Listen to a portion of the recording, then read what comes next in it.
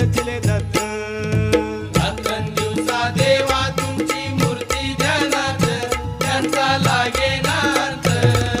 स्वप्नात आले माझ्या शंकर चिले दत्त, स्वप्नात आले माझ्या शंकर चिले दत्त. श्वानाची फौज होती त्यांच्या संगत, श्वानाची फौज होती त्यांच्या संगत. श्वानांना भाकर टाकत होते भगवंत. श्वानांना भाकर टाकत होते भगवंत. बघा बघा ते